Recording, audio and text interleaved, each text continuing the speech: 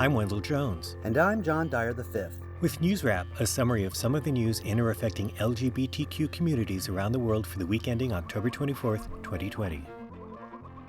Pope Francis rattled the Roman Catholic Church this week by voicing his support for same-gender civil unions. His comments are included in the feature-length documentary Francesco, which debuted on October 21st at the Rome Film Festival.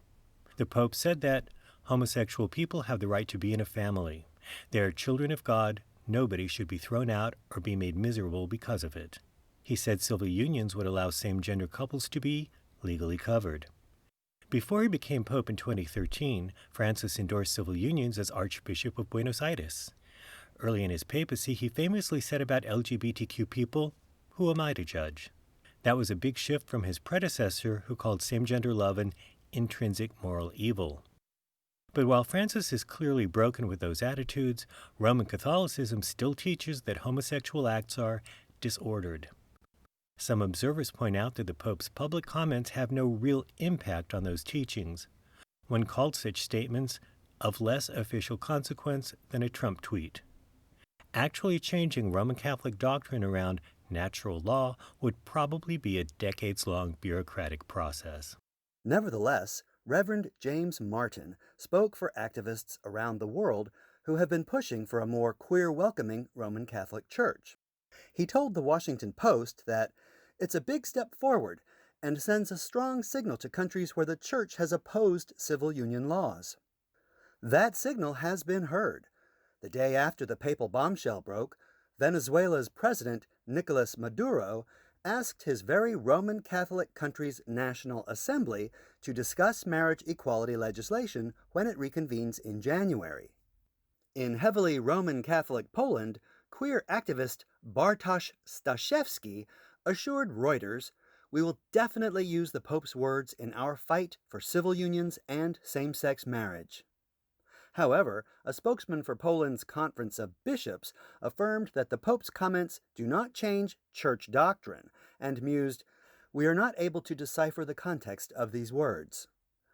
Pope Francis's sentiments about queer families are strikingly similar to those expressed by a prominent Israeli Orthodox rabbi last week.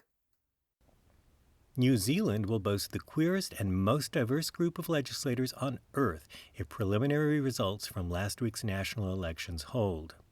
Along with a landslide re-election of queer-supportive Prime Minister Jacinda Ardern, there will likely be up to 12 openly LGBTQ lawmakers seated with her Labour majority and the Green Party when Parliament reconvenes.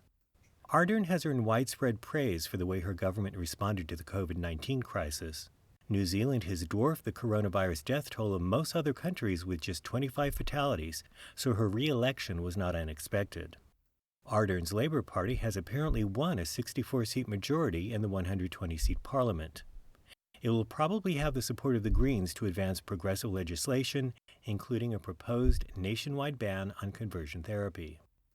Notable winners for seats in parliament include openly gay migrant Ricardo Menendez-March, who will become the country's first MP of Latin American origin. Ibrahim Omer will be the first MP of African origin, and Venushi Walters will be the first ever Sri Lankan-born legislator. Women are projected to make up half of the Labour caucus. Openly gay Finance Minister Grant Robertson is expected to become the next Deputy Prime Minister. He posted a photo on social media celebrating the incoming Parliament's colorful diversity. The official election results will be released on November 6th. Canberra citizens woke up to front-page photos of newly re-elected Australian Capital Territory Chief Minister Andrew Barr kissing his husband at a victory party. Barr is the country's only openly queer head of state or territory. He and Anthony Toms have been a couple for more than 2 decades, although they only officially tied the knot last year.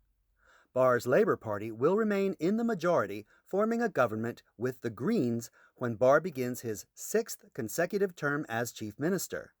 During his acceptance speech, he said his top priorities would be jobs, healthcare, and leading the nation in climate change action.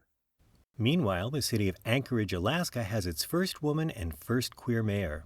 Austin Quinn-Davidson was named acting mayor by the Anchorage Assembly following the resignation of Mayor Ethan Berkowitz. Berkowitz had been under fire for his poor handling of the COVID-19 crisis and the city's crumbling economy as a result of it.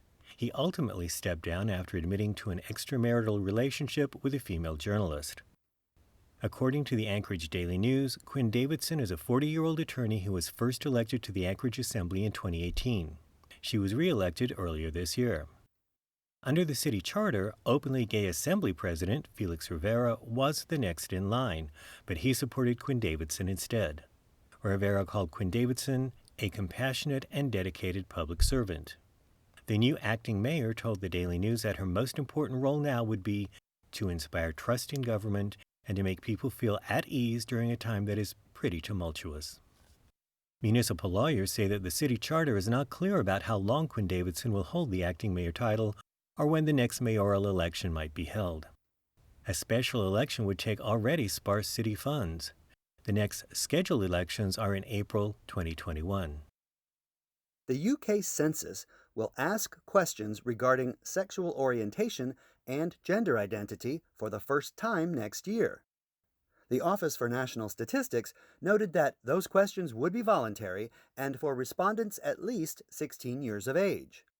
For example, one question will ask, is the gender you identify with the same as your sex registered at birth? Those saying no will be asked to specify their gender identity. The agency's deputy national statistician, Ian Bell, told The Observer, without robust data on the size of the LGBT population at a national and local level, decision-makers are unaware of the extent and nature of disadvantage which LGBT people may be experiencing in terms of health, educational outcomes, employment, and housing. The UK's leading queer advocacy group, Stonewall, cheered the announcement. CEO Nancy Kelly called it a vital step towards building a society where LGBT people are truly accepted everywhere and by everyone. The next Office for National Statistics census is scheduled to begin on March 21, 2021, across England and Wales. National Records of Scotland will conduct a separate poll in March of 2022.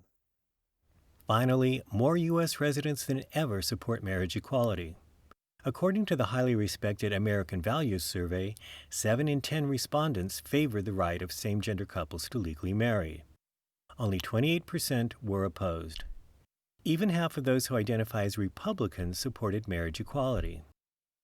This is the 11th annual Values Survey conducted by the Public Religion Research Institute in association with the Brookings Institution. There was majority support among members of every major religious denomination, including Roman Catholic Hispanics and Black Protestants. However, white evangelicals were the exception, with almost 2 in 3 still opposing equality. Fully 99% of the respondents without specific religious affiliation expressed support for marriage equality. The survey was conducted from September 9th to 22nd and has a margin of error of 2.6%. The progress LGBTQ people have made on the issue has been relatively speedy. NBC News pointed to a University of Chicago poll in 1968. It found more than 2 in 3 respondents at that time were against marriage equality, with barely 1 in 10 in favor. That's NewsWrap, global queer news with attitude, for the week ending October 24th, 2020. Follow the news in your area and around the world. An informed community is a strong community. NewsWrap is recording remotely during the COVID-19 emergency. It's written by Greg Gordon, edited by Lucia Chappelle, produced by Brian DeShazer, and brought to you by you. Help keep us in ears around the world at thiswayout.org, where you can also read the text of this newscast, and much more. And you can listen to NewsWrap each week by subscribing to our This Way Out radio channel on YouTube. For This Way Out, I'm Wendell Jones. Stay healthy. And I'm John Dyer V. Stay safe.